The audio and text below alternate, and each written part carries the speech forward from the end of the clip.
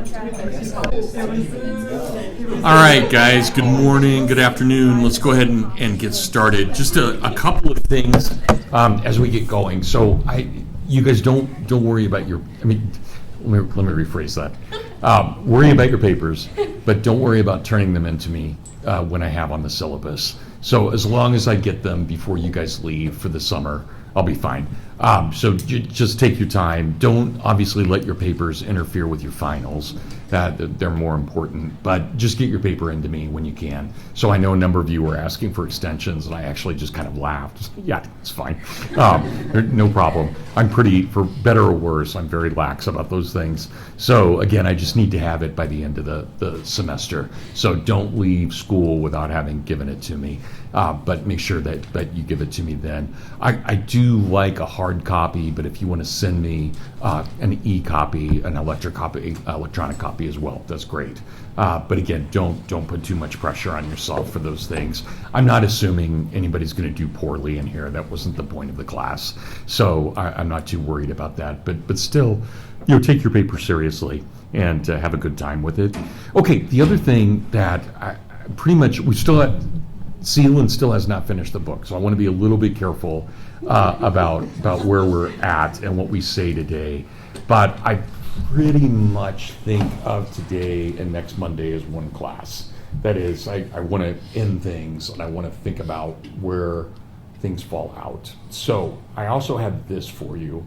I'm going to send you the original final chapter of the book, and I will send that to you sometime in the next couple of days. And it's C.S. Lewis convinced Tolkien not to use it to end with what he ends with. But I think I'd be shocked if you guys agree with Lewis on that. It's a beautiful, beautiful chapter, all about Sam and what Sam's role is in all of this. Maybe it's a little bit too expository, but it's still really good. And so I'll send that to you guys sometime, probably not today, but probably tomorrow or the next day. So just read that for next week as well. And has anybody read it? Do we have anyone in here who's read it before? Okay, Cecilia, yeah, it's great. So yeah, you have Andrew. Well, Dr. Ward talked about it at his lecture. Oh, did he? Okay. Yeah, it's really good. So, okay, great. So I'll get that to you guys. Okay, so we've got a lot to talk about today and next Monday. But let's just do our normal time here. And I'd like to start off by talking about Pippin and what Pippin stands for, why he matters here. So I just want to give just a quick background and think about where he's been. So remember, Pippin is the youngest of everybody that we've encountered. And he's only 29, which means, according to his standards, he is still roughly a teenager, right? What we would consider a teenager, because he doesn't come of age until he's 33. Something we haven't talked about, but also interesting that hobbits come of age at 33, right? Kind of one of those important numbers. And so, what do we make of Pippin? And I know, this is one of the things I actually don't like about the movies. They always make Pippin and Merry the comic relief, along with Gimli. And that drives me crazy, I have to admit, because I think there's so much more going on with Pippin.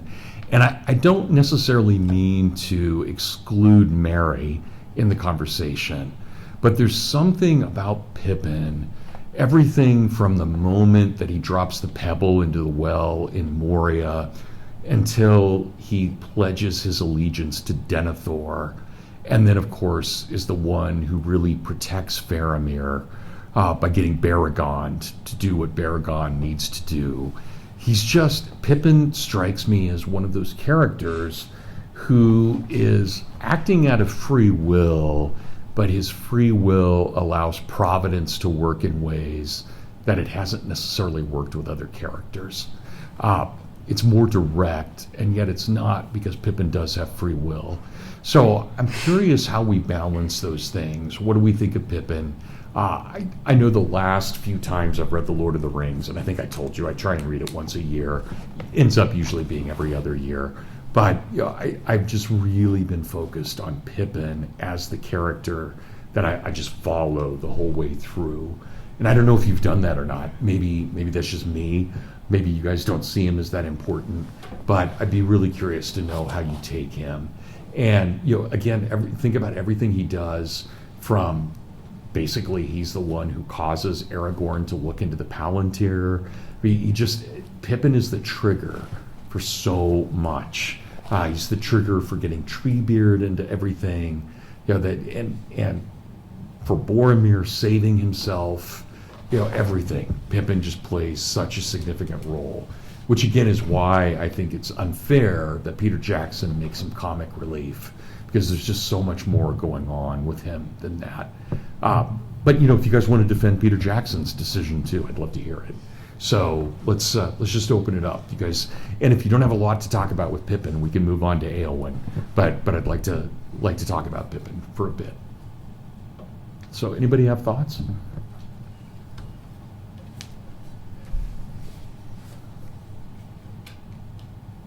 Yeah, Cecilia, are you raising your hand or? Thinking about it. You're thinking about it. All right. Yeah, great. Go ahead. I can help with this. I think that Pippin and Boromir are actually quite being used in similar ways, in the sense of a fall and then a redemption. Like when he knocks the pebble into the well, I think he kind of realizes the severity of the whole mission that he's a part of. I feel in that moment, and just has this sort of remorse. And I think in between that and then him, swearing his allegiance to Denethor and everything he goes through in between all of that, you see this sort of desire for him to do more and to redeem himself. And I think that Boromir has a similar moment after he is betrayed or fallen to Frodo. And yeah, I just think that's interesting how both of them are younger members of the company and used to sort of display this raw human condition in different ways, and the potential for redemption and for virtue, especially in relation to the free will providence conversation that we've been having. Yeah, that's good. Emma? I just really just have to say that I'm going to misquote this, I think Pippin's the epitome of God uses the foolish things to shame the wise. And sometimes that wise includes Gandalf. Okay. Yeah. Good. Cecilia, you ready now?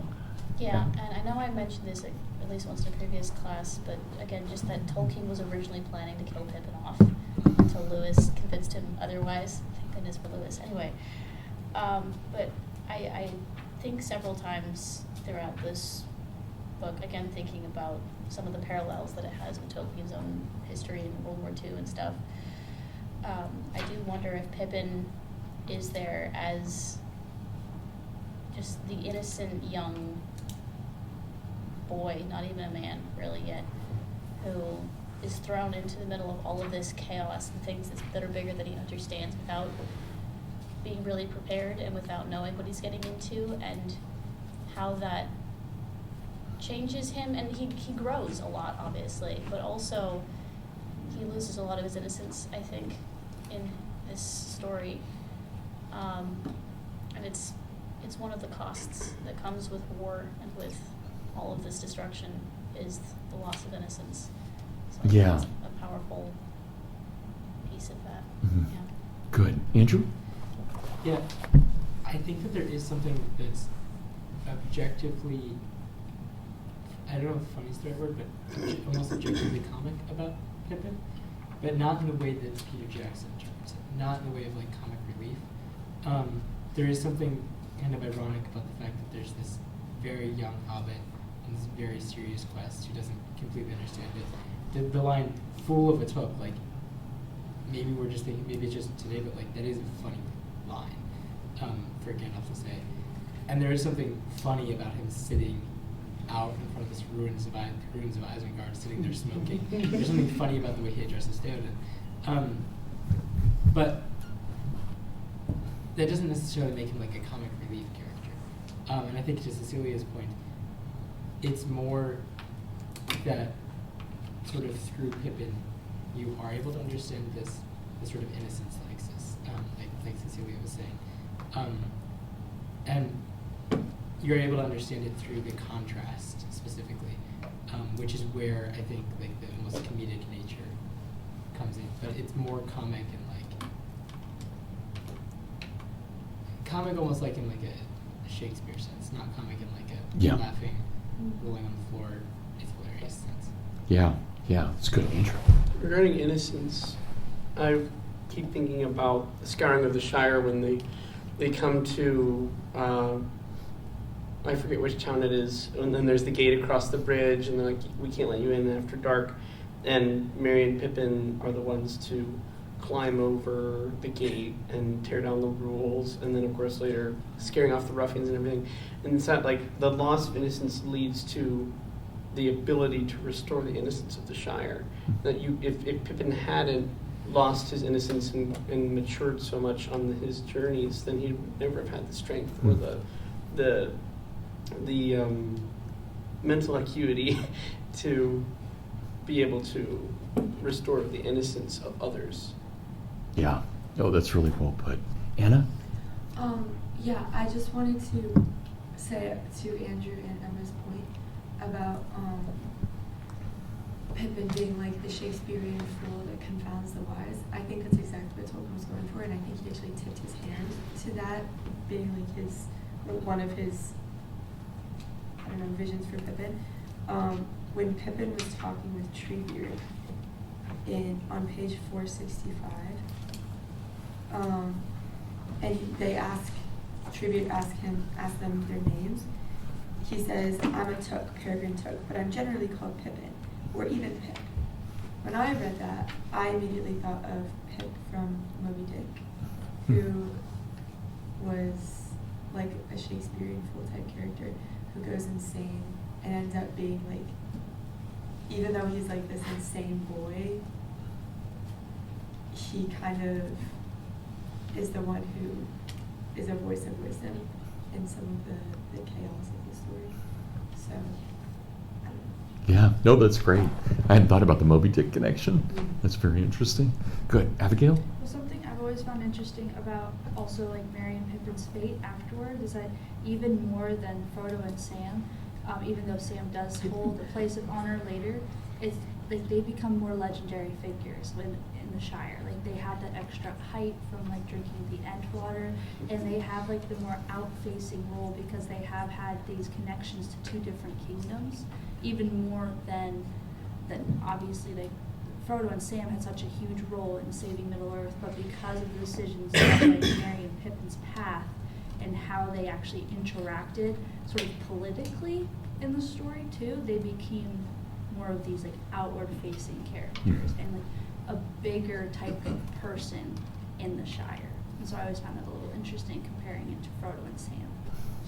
Yeah, no, that's good. That's good. Well, what do you guys think of my argument that somehow through Pippin's free will, God's providence seems to work through the story? The small stones that start an avalanche. Right. Which words directly from the Lord of the Rings. But Cecilia, talk about that. Like you said, Merry and Pippin are triggers for so many important events in the stories, starting with probably Treebeard at the Ents, but of course they go, well, you also mentioned Boromir, there's that as well. Although I've also heard it argued that Pippin dropping, well, obviously this is the film take on things, but like Pippin causing noise in the well, which is what roused the orcs, which is what summoned the Balrog, which is what got Gandalf thrown into the abyss, which turned him into Gandalf the White, which ended up saving Middle-earth. So there's that series of events too, if you want to put it that way. I'm not going to exaggerate that. My point being is that Merry and Pippin are very significant in that they cause a lot of the bigger players to finally get moving and act. I don't know if there's any other way to elaborate. Yeah, no, that's good. Okay, great. And I think that's like a sort of philosophical concept that was really popular during this time, and especially after World War II. I read like some scholarship from like Simone Bay, who like was really big at the time and like had a lot of thoughts, and she was like talking about the industrial day, the work day, and how that limits the like ability for chance, and how like chance and God's providence in like everything that we do in our life allows for unpredictability that is fruitful to the human condition, because it allows God to work. And so I think that like having Merry and Pippin, like Pippin especially like in Denethor, like with the whole Denethor situation, like if he wasn't like if he hadn't sworn himself to loyalty to him, then he wouldn't have been able to save Faramir, because he wouldn't have known about the situation and been able to warn Gandalf. So it's just like every single like instance that seems like a mistake or like a potentially like terrible situation works in his favor because of like that providentiality, but it wouldn't have worked if like the element of chance wasn't there. Mm-hmm. So are Yeah. you literally calling Merry and Pippin agents of chaos then? Yeah, basically. Right. Josh? So Cecilia and Gray both said what I was going to say, but better. But I will just say that like Pippin's journey is just a bunch of little Felix Culpas over and over that's set up, like Cecilia was saying, like something better to come after when the larger forces pick up the pieces. Yeah. I wonder if, and again, I don't want to exaggerate this too much, but we're always so focused on Frodo because he's got that direct journey. And he's going to Mordor. He's just moving inalterably towards Mordor. He gets delayed, but he's moving. But there's something about the path of Pippin that's equally interesting in a much more chaotic way. And maybe that's the humor of it too, right? That everything kind of works out, but there is something to that. Joe? Yeah, I was just going to say, I've always enjoyed reading this scene where he meets Denethor for the first time. I think it's Gandalf warns him, like, be careful with your words, like, you're going to tick Denethor off about, and then he says, that's the horn that Boromir had, and then, like, Denethor just immediately is like, what do you know about my son? And Pippin, like, he, like, saves himself, he kind of, like, changes his language and he starts, like, telling this beautiful, elaborate story, and he's very, like, adaptable to this situation, and he's able to change from like he's like pestering Gandalf all the time, then he starts like speaking with this king in this very like noble way, so that always He's the prince of the halflings. yeah, like it's comic, but it's also like, wow, he's very skilled at adapting himself to the situation, which Frodo is not like that. Like, Frodo's just the same, like, gotta go. So, yeah, I just always thought that part Yeah. was interesting. Well, I do think it's important that he's the prince of the halflings, Mhm. which of course no such thing exists, but that's how dignified he is as he's walking around. So Cecilia, go ahead. I was just going to say, bouncing off of what Joseph said, reminded me of when he and Merry were kidnapped by the Uruk-hai, and it was, again, Pippin's adaptability to the situation when he tricked Grishnak into thinking that he had the ring, Yeah. which then, of course, was another sort of small stone avalanche situation where then Grishnak got away and probably went back to Mordor, and that's how Sauron got the impression that Saruman had the ring, which ended up, of course, a chain of reaction events leading him to thinking that Aragorn had the ring, which is why the whole decoy ploy worked at the Battle of Cornwall Fields. Yeah. So, just another instance. Yeah, Tolkien is such a good plotter, right? He's amazing at making that work. Absolutely amazing. Okay, well, Nolan, go ahead, please. What you said a moment ago about comparing Frodo to Pippin made me think of this interesting parallel maybe to the Odyssey, because you have, Frodo and Sam's journey, with the exception of running into Faramir and his men in the wild, their journey is just basically the descent into hell. It's just worse and worse and worse until they're actually in hell at Mount Doom. But Merry and Pippin, I think of this line at the beginning of the Odyssey. I don't know which translation, but it says, talks about Odysseus, where it says many cities of men he visited and learned their thoughts, or something to that effect. Frodo and Sam don't get that, but Merry and Pippin do. They go to these different cities of men. They learn their ways. They participate in the life of those men. So it feels like an Odyssean kind of thing to do. Frodo and Sam have that in one way, and Merry and Pippin have it in another, maybe. Yeah. But both of those feel crucial for the kind of there and back again theme. that runs through Yeah. all of Tolkien's works. Yeah, that's great. That's great. Well, and think about last week we were talking about Sam as the ultimate successor to Bilbo. Pippin is not, right? There's something else about Pippin. Maybe he's the successor to Boromir in some way, right? The legitimate. But Amelia?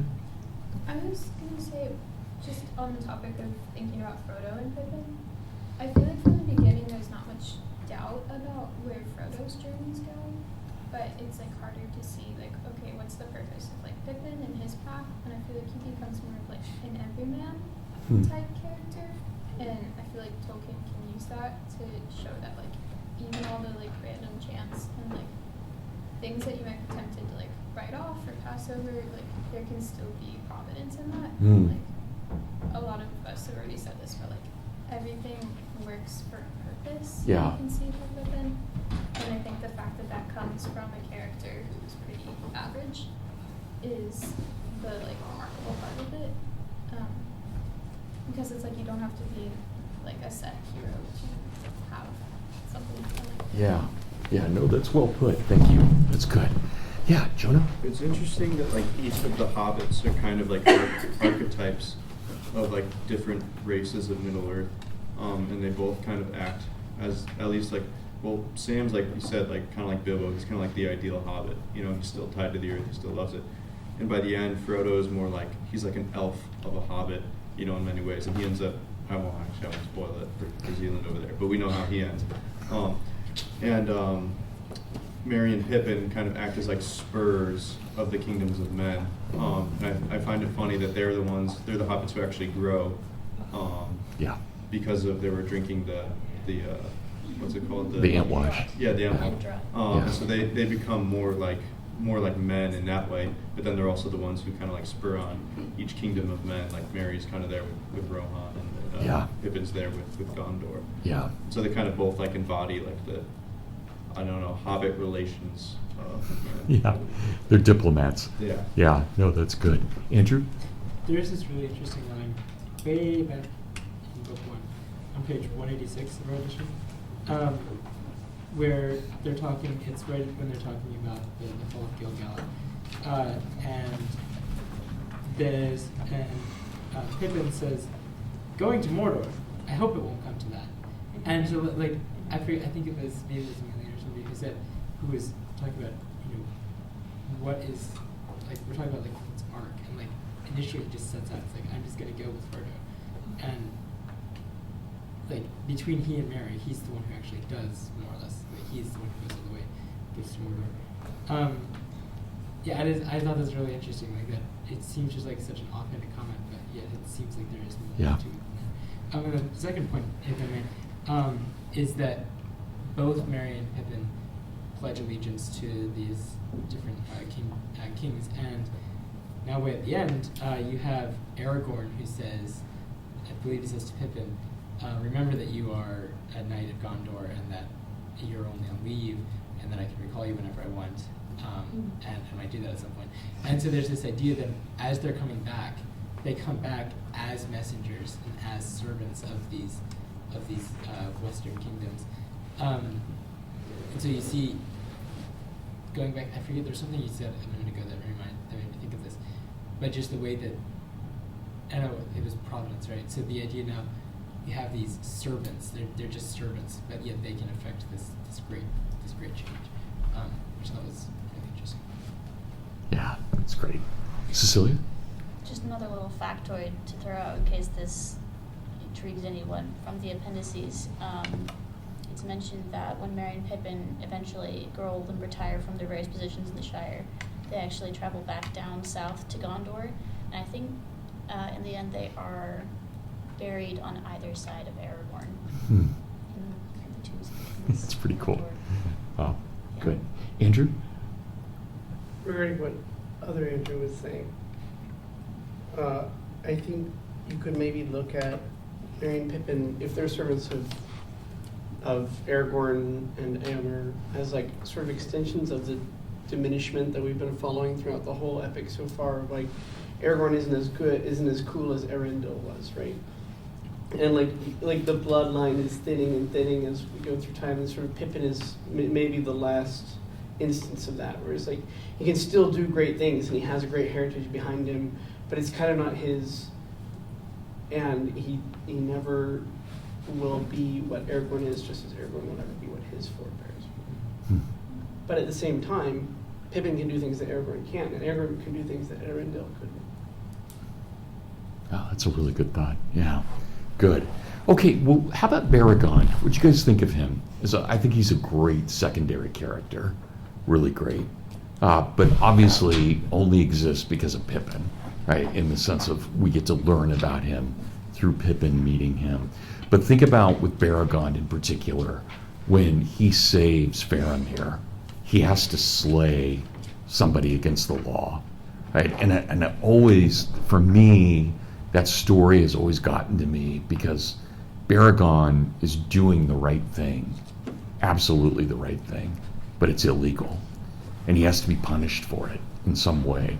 And of course, his punishment, as we find out, is to be, one of the leaders of Faramir and his right hand. So it's not really a punishment, but it's still a kind of fascinating moment. It's like, no, he did the right thing, but there's still consequences to that.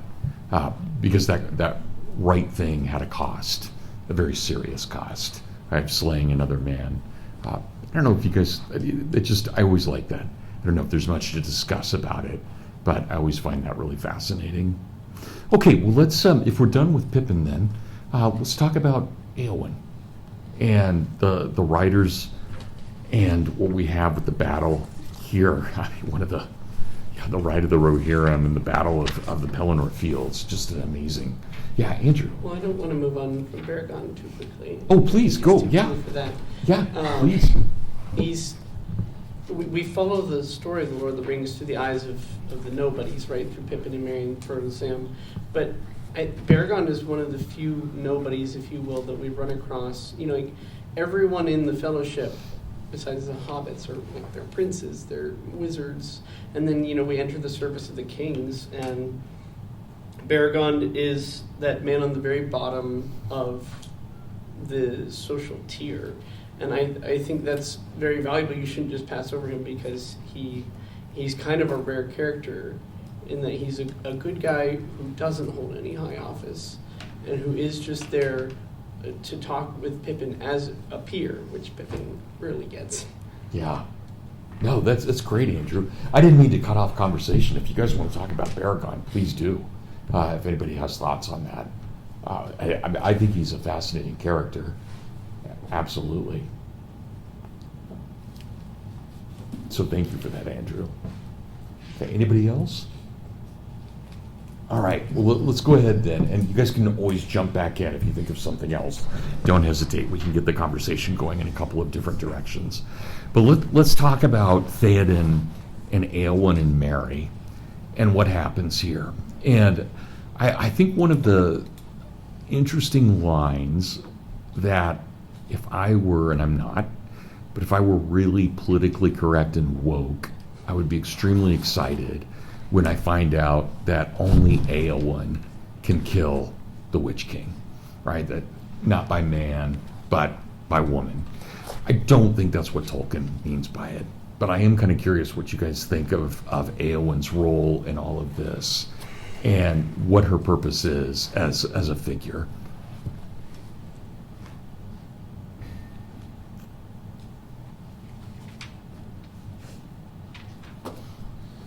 And this is one of those, I actually love the actress in the movie.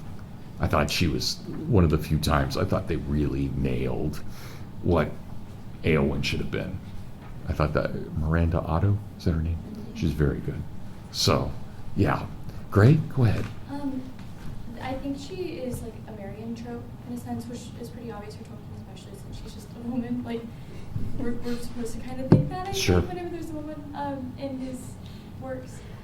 But I think in the sense of, like, when we connect Eve to Mary as, like, through the fall of Eve, like, God redeems that through giving Mary the, like, honor of carrying Christ, and, like, how there's, like, a direct correlation between, like, the role of women in salvation history.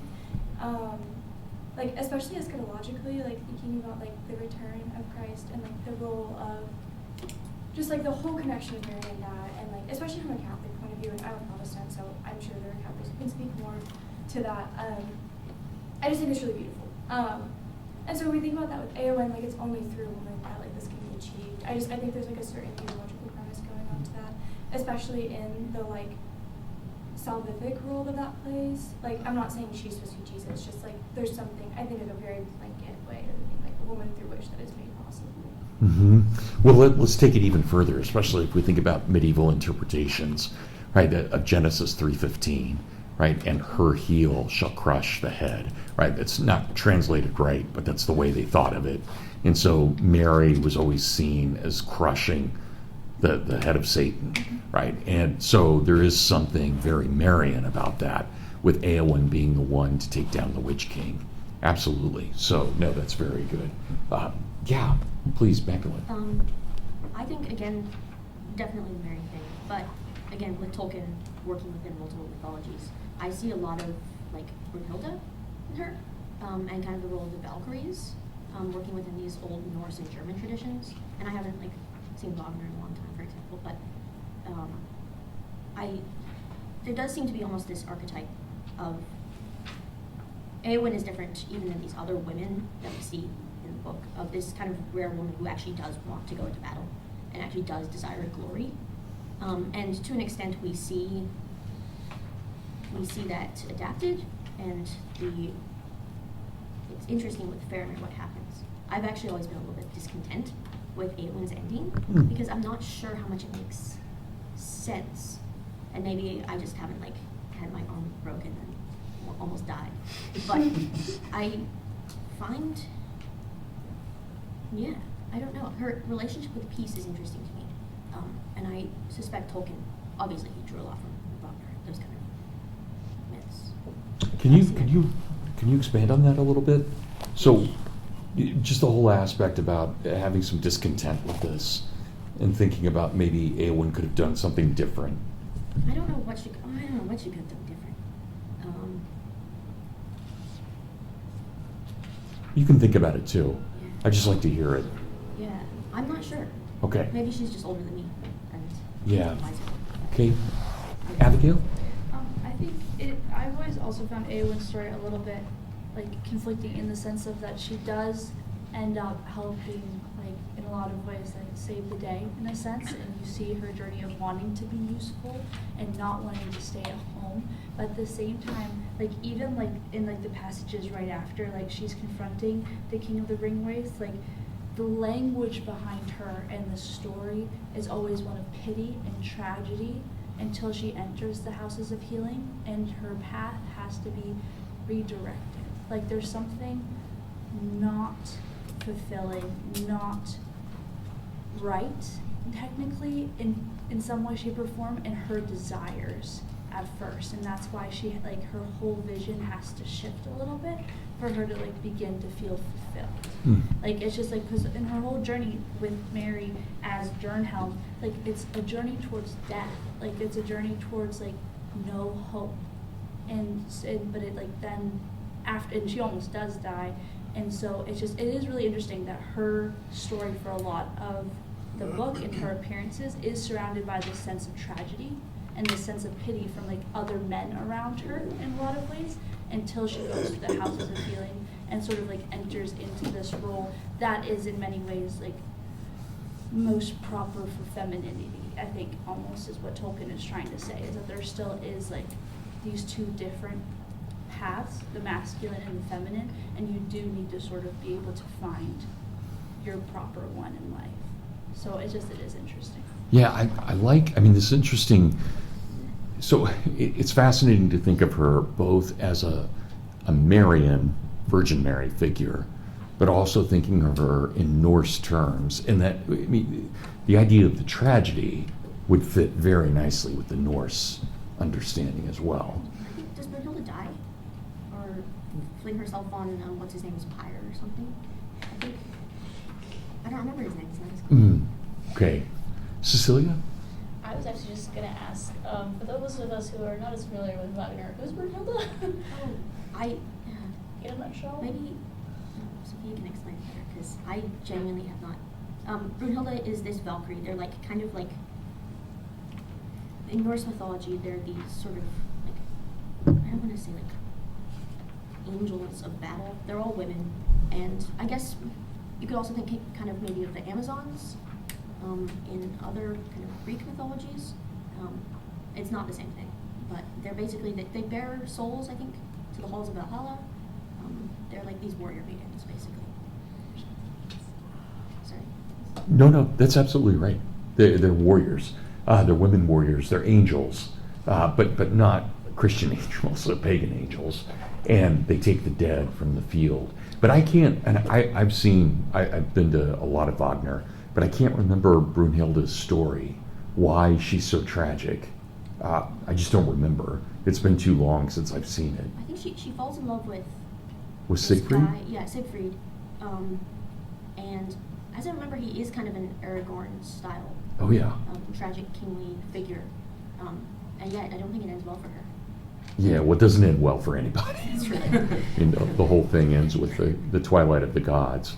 Yeah. Okay, Andrew. I was just going to say, there's this almost speaking, I think at the beginning of this, the idea that Faramir and Eowyn are in the House of Healing, and there's almost like a perfect, I think asymmetry between the way that they wind up there, right? So Eowyn defies what would be like a just or like a right command to remain, and but Faramir it's an obeying an unjust command to go that he winds up there. And so like these two very, very different ways, but yet they both wind up in the same place. And it's through winding up there that both of those wrongs are healed. Which I just find that really, really interesting. What would you do with Mary then, being in there as well? I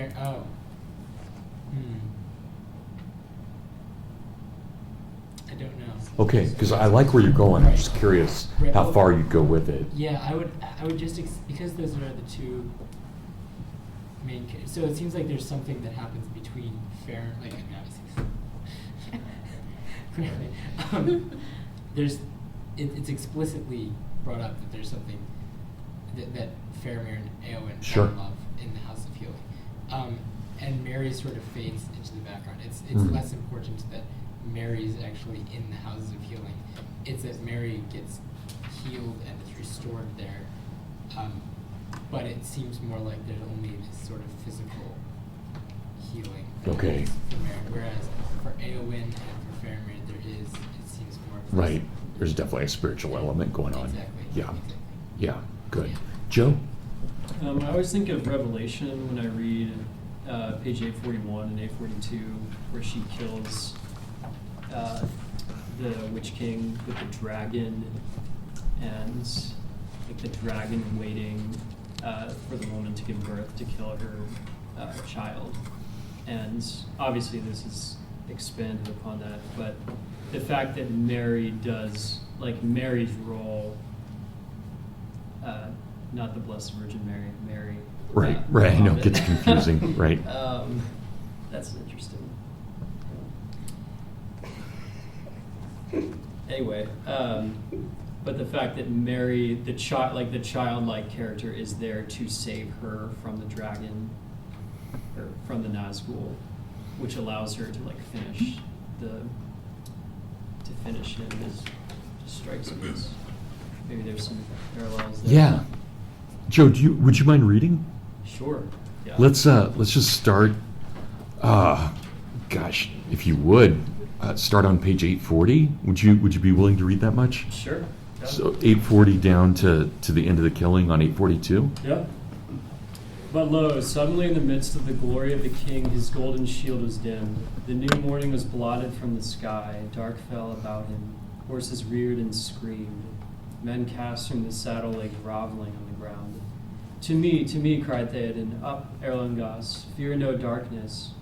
But Snow Maiden, wild with terror, stood up on high, fighting with the air, and then with a great scream he crashed upon his side. A black dart pierced him. The king fell beneath him.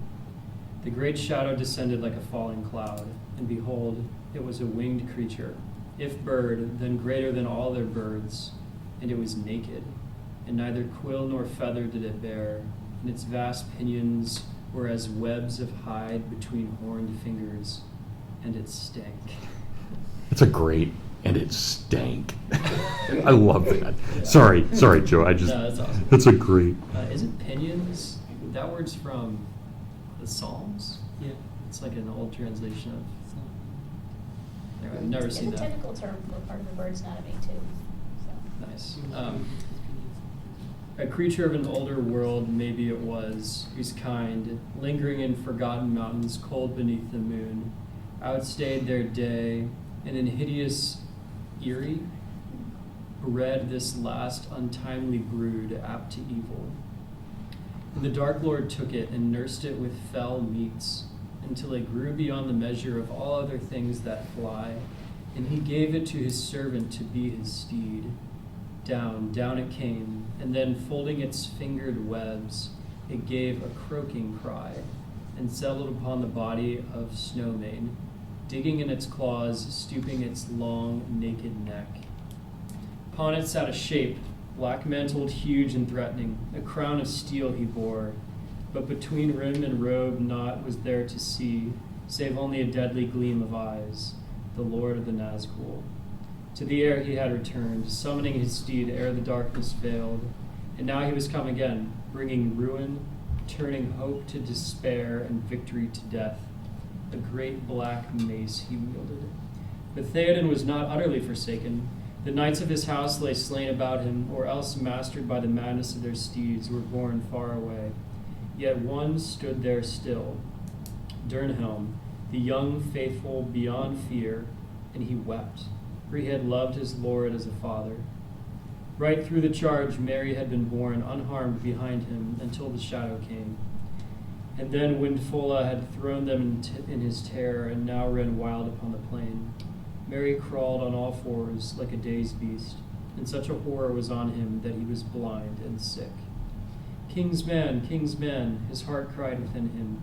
You must stay by him. As a father you shall be to me, you said. But his will made no answer, and his body shook. He dared not open his eyes or look up. Then out of the blackness in his mind he thought that he heard Durnhelm speaking. Yet now the voice seemed strange, recalling some other voice that he had known. Begone, foul Dwimmerlake, lord of Carrion.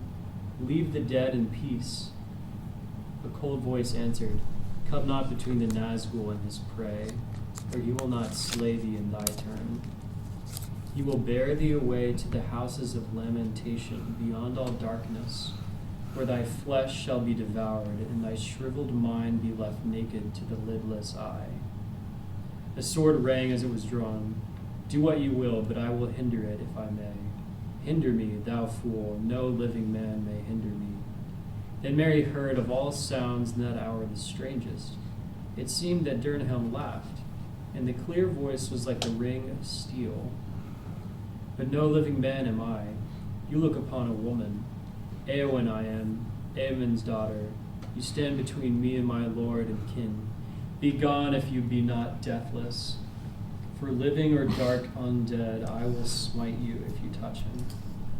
The winged creature screamed at her, but the ringwraith made no answer and was silent, as if in sudden doubt. Very amazement for a moment conquered Merry's fear. He opened his eyes, and the blackness was lifted from them. There, some paces from him, sat the great beast, and all seemed dark about it. And above it loomed the Nazgul Lord like a shadow of despair. A little to the left, facing them, stood she whom he had called Durnhelm. But the helm of her secrecy had fallen from her, and her bright hair, released from its bonds, gleamed with pale gold upon her shoulders. Her eyes, gray as the sea, were hard and fell, and yet tears were on her cheek. The sword was in her hand, and she raised her shield against the horror of her enemy's eyes. Eowyn it was, and Durnhelm also, for into Merry's mind flashed the memory of the face that he saw at the riding from Dunharrow, the face of one that goes seeking death, having no hope. Pity filled his heart, and great wonder. and suddenly the slow-kindled courage of his race awoke. He clenched his hand. She should not die, so fair, so desperate. At least she should not die alone, unaided. The face of their enemy was not turned towards him, but still he hardly dared to move, dreading lest the deadly eyes should fall on him. Slowly, slowly he began to crawl aside, but the black captain, in doubt and malice intent upon the woman before him, heeded him no more than a worm in mud. Suddenly the great beast beat its hideous wings, and the wind of them was foul. Again it leapt into the air, and then swiftly fell down upon Eowyn, shrieking, striking with beak and claw. Still she did not blench. Maiden of the Rohirrim, child of kings, slender but as a steel blade, fair yet terrible. The swift stroke she dealt, skilled and deadly. The outstretched neck she clove asunder, and the hewn head fell like a stone. Backward she sprang as the huge shape crashed to ruin, vast wings outspread, crumpled on the earth, and with its fall the shadow passed away. A light fell about her, and her hair shone in the sunrise. Out of the wreck rose the black rider, tall and threatening, towering above her. With a cry of hatred that stung very ears like venom, he let fall his mace. Her shield was shivered in many pieces, and her arm was broken. She stumbled to her knees. He bent over her like a cloud, and his eyes glittered. He raised his mace to kill. But suddenly he too stumbled forward with a cry of bitter pain, and his stroke went wide, driving into the ground. Mary's sword had stabbed him from behind, shearing through the black mantle and passing up beneath the hauberk, had pierced the sinew behind his mighty knee. Eowyn, Eowyn, cried Mary. Then tottering, struggling up, with her last strength she drove her sword between crown and mantle, as the great shoulders bowed before her. The sword broke, sparkling into many shards. The crown rolled away with a clang. Eowyn fell forward upon her fallen foe. But lo, the mantle and hauberk were empty. Shapeless they lay now on the ground, torn and tumbled, and a cry went up into the shuddering air, and faded to a shrill wailing, passing with the wind, a voice bodiless and thin that died, and was swallowed up, and was never heard again in that age of this world. Joe, that was awesome. It was a great reading. Thank you, man. Okay, well let's keep talking about this, especially what happened here. There's a lot going on in this. Especially think about Mary twice. Once we see him as a beast, another time we see him as a worm, but then he rises right in defense of his lady. I mean that's pretty amazing. That's Wagnerian, right? This is a very operatic moment here in that. So Gray, yeah, please. I want to speak to like the idea of femininity here, and like, is she doing something bad to do something good out of like not acting as a woman in the situation? Mm-hmm. I think we see a lot of like instances of like language that indicate femininity, like the creatures described as like being nursed with like meats and like all of these sorts of like nurse in darkness imagery, and I think that like that demands sort of like more beneficent motherly role in the combat of that. But I also think when we look at Eowyn like as a character as a whole, like, bear with me here, like I think we see like Dido from the Aeneid, like she has the potential to be that sort of character. Like Aragorn, she falls in love with him and then he leaves, and it's like she could have just thrown herself on a pyre, and like the Nordic character we were talking about, the Valkyrie, like that if that was her ending in the story, I'm not familiar with the myth, but if that's one of the ways it ends, you guys probably know more than I do about it. Then like I think that's really interesting. Like she could have ended in that way and she didn't. And instead like she's sort of called to this moment where it needs a woman to counteract the darkness that was like nursed out of darkness. And she maintains like she's consistently called fair and like beautiful and a maiden of Rohirrim, a child of the king, fair yet terrible. And it's sort of like a role where a man can't do this job, and therefore that is when a woman should step up. Like that is the role of like women stepping into a role because the man can't do it. And I think when we see her then later being in the House of Healing, it's this sort of like they're in a garden, right? It's like kind of like an Edenic vision, but also like if we're talking about this sort of like Shakespearean comedy, like she could have been tragic, but then it turns comedic, and they always end in weddings, and like there's this love at the end, and it's just, I think it's this beautiful image of the gospel, honestly, with her entire arc. Like she ends in this loving area in a garden, and like that is the eschaton, basically. Like, that is where we are heading in Revelation, and it's just like I can't see it any other way. Like it's just seeped in that, and I think that she's explicitly used, and like this is feminine strength and dignity being used exactly as it should be. Like there is nothing unfeminine about, I think, her place in battle here, and it was like explicitly meant for a feminine role. So yeah, those are my thoughts. Yeah, that's great. Thanks, Greg. Good. Liam? I've been thinking of Eowyn a lot like similar to Joan of Arc. And I think that's especially true in this passage of being a shield maiden, and especially the part where it says a light fell about her and her hair shone in the sunrise, almost like a divine imagery with a column of light shining down on her. And I think she's a person scorned by her people in a sense, of not being able to fulfill the role that she knows she can and ought to, is supposed to.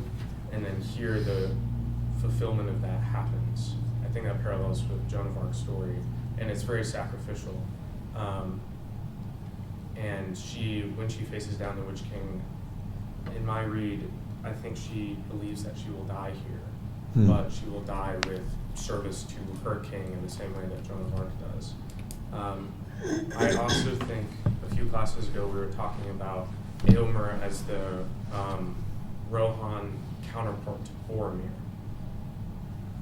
My personal interpretation is that Eowyn fulfills that role much better, and maybe in another world, Boromir would be here instead of Eowyn, and she was able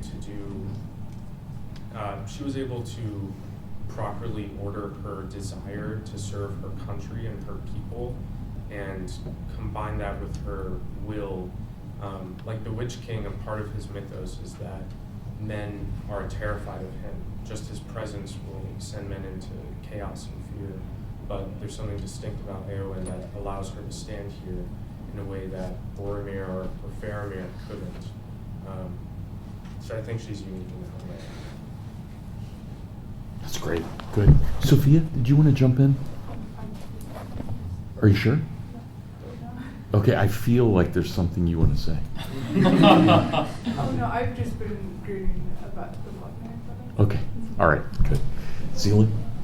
I think this idea of the Lord of the Nazgul being this death figure is important.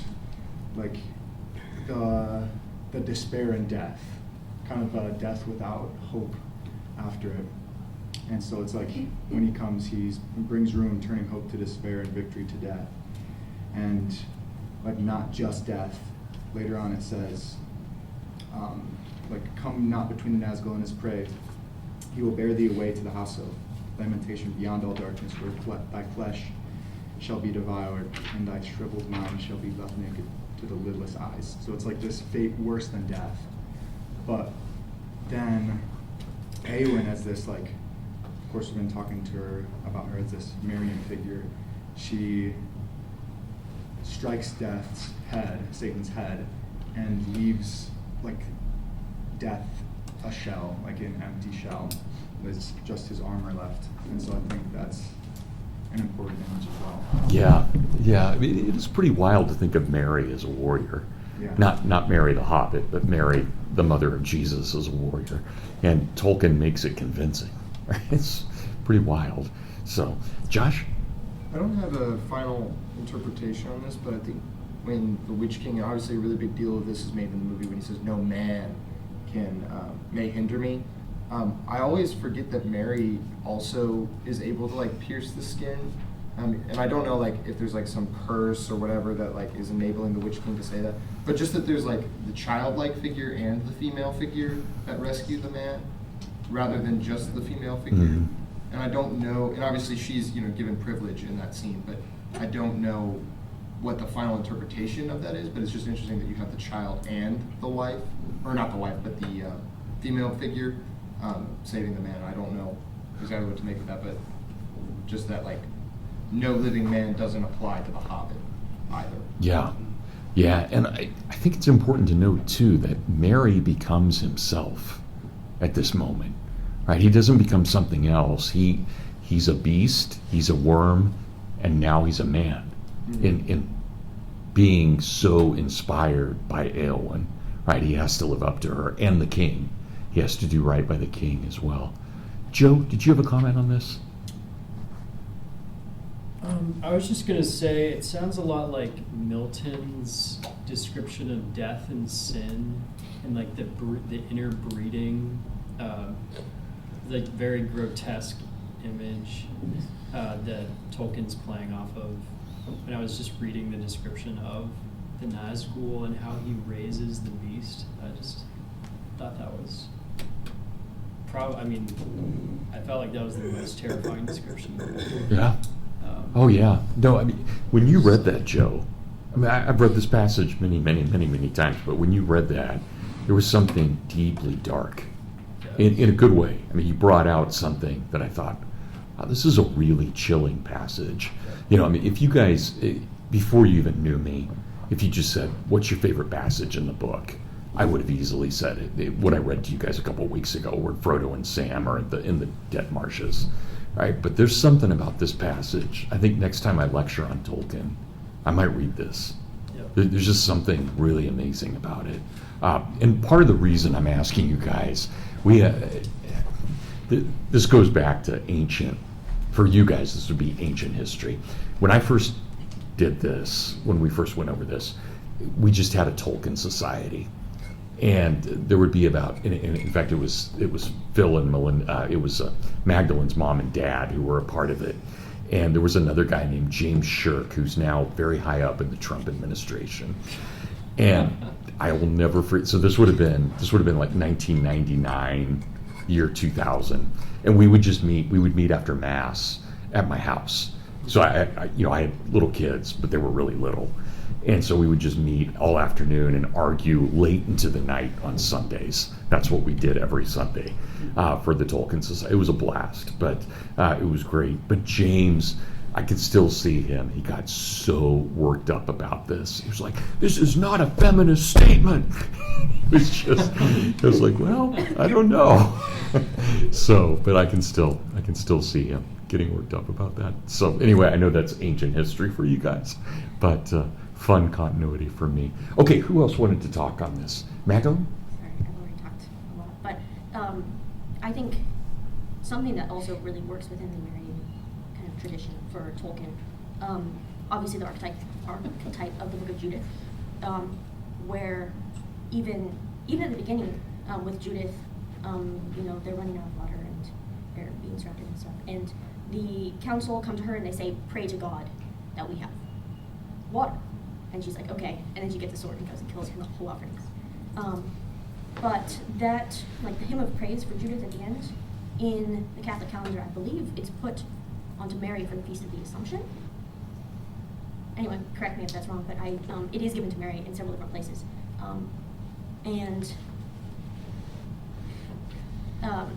But then when you also, if you think of Tolkien as having been influenced by the Ballad of the White Horse of Chesterton, you have this Marian image of 7 swords on her heart, but one was in her hand.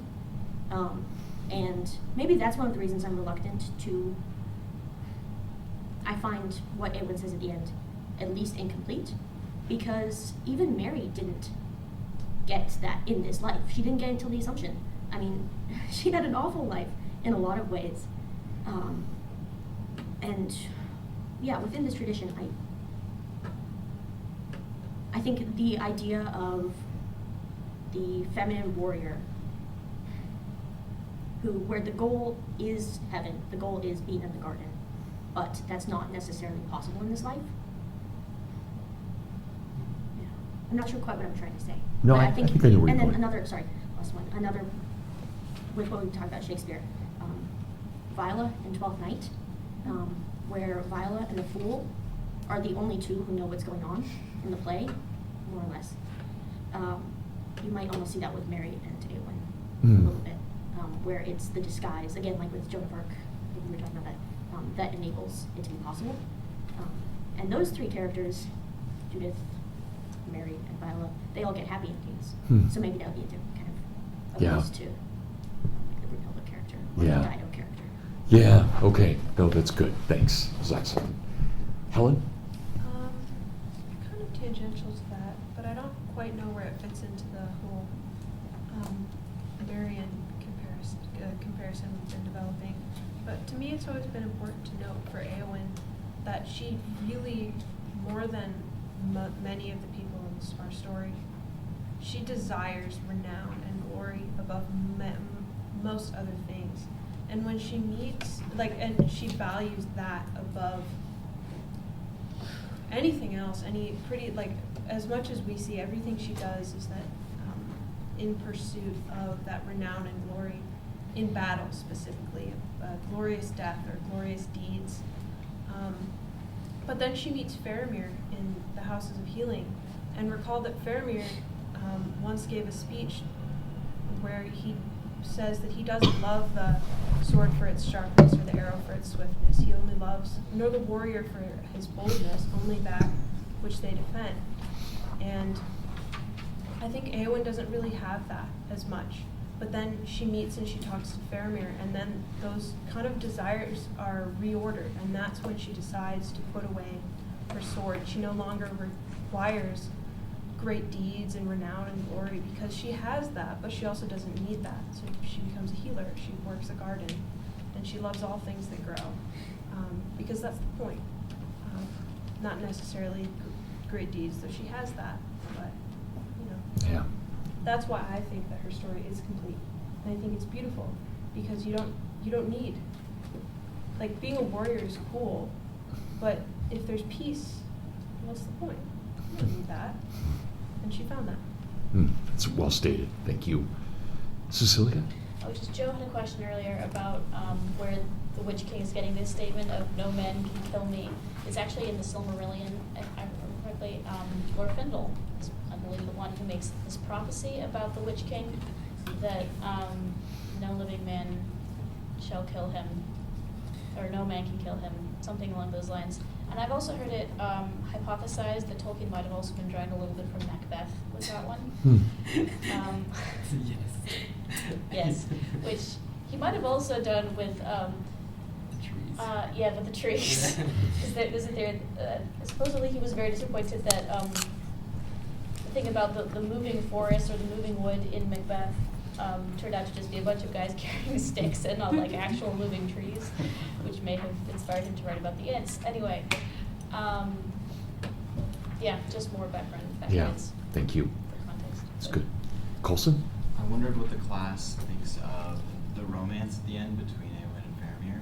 For me personally, it's my favorite in the entire book. It's super touching. Talk about it. Eowyn is, even though she's killed the Witch King, she's actually in this state of sickness. And she's not actually sick, she's just heartbroken.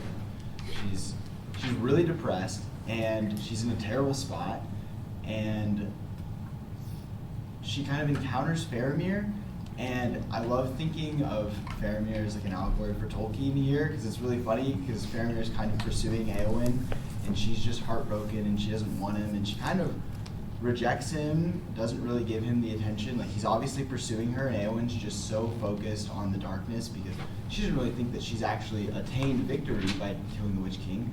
In her eyes, I think she's failed Theoden, and she hasn't married Aragorn. Aragorn's going off to battle. She's not with him. And so she's just in this, total darkness. And so often relationships in real life feel that way. I mean, it's a total roller coaster up and down. Usually it's not Aragorn and Arwen. It's not simple. Usually it is complex. And Faramir, she kind of has her own eucatastrophe at the end of the Houses of Healing, where Faramir just kind of says something along the lines of, I would love you no matter what. And it's not about our particular situation. It's not about what's going on, what we have done, what we will do. I simply love you for who you are. And she kind of has her own eucatastrophe moment where, despite the fact that she feels like she's failed and that she's lost Aragorn, she realizes that she's got this wonderful love right in front of her, and that she accepts it. And I just think that's a lot more relatable and a lot more beautiful than any of the other romances in the story. Oh, that's great. I never thought of it that way. I think that's very good. Yeah. Okay, anybody else on this? Helen? I'm kind of just tagging on. This is not very little of value, but I've always on page 963, when Eowyn and Faramir are standing in the House of Healing, and they're looking on, and darkness is everywhere, and all of their friends are out in front of the Black Gate, and the future is uncertain, and everything may pass away, who knows, but Faramir says, Eowyn, White Lady of Rohan, in this hour I do not believe that any darkness will endure, and that, I think, is one of the most powerful lines in the whole book. It's always been my favorite. That's great. Thank you. Good. Cecilia? Sorry, I know I've also talked a lot today. Not at all. Please talk all you want. Yes, I also really love the Eowyn and Faramir romance, in large part because you spend so much time with them before they meet each other. You go on 2 complete journeys with these characters, which have a lot of parallels to them, actually, with both of them losing important parental figures for various reasons and having to assume leadership roles that they never thought they would have to or never wanted to, especially in Faramir's case. But they've lost so much, and they have struggled with despair, both of them, so much. And to finally, at the very end of the road, very nearly, I mean, we're very close to the end of the story at this point, they finally meet, and you already know before they said a word to each other that they're going to be perfect for each other, because they've been through so much already, and they just need a common soul, I think, who understands what they've been through. Yeah, that's great. You guys, I know we're at the end of the semester, but don't ever feel like you're talking too much. No such thing at all. This is what we're here for, so it's great. Andrew? This is totally random, but while we're on the topic of Faramir and Eowyn, I just glanced at the appendix and I realized that Faramir's 35 years old. He's about 35 years old at this time. And, I mean, there's not really any accidents in Lord of the Rings. And it reminded me that they also meet him, we first run into Faramir in this sort of dark wood, and Tolkien's not really sure how Faramir gets there. So just gonna throw that out there. I Yeah. don't really know what the point is, but it just No, is that's really okay. interesting. It's good. What's it, the 35 years? Dante. Oh, Dante's yeah. been on the journey of our life. I found myself in that wood. Yeah. In the street I was lost. Joe? I thought it was strange when I was reading the passage back to the evil dragon, that Durnhelm, or the overlap between like Eowyn it was and Durnham also, like it keeps mentioning that over and over again. I know we've been talking about Eowyn as like a Valkyrie, but she might also be like a Saint Michael, in that like she doesn't have, there's a kind of blending between like of the sexes, like being a male and a female at the same time. So I was just thinking about that might be a cool way of reading it. Yeah, I like that. I like that a lot. Josh? And of course, her opponent is the Witch King, right? So there's both of that. Totally, borrowing from Joe here. Yes. Wow. I wish somebody had recorded that. Oh, wait, you did. I did. Oh, that's great. No, that's You'd be immortalized. That's very good. That's excellent. See, comfort. See, there's no such thing as talking too much. This is what it leads to. Good ideas like that, and fist bumps.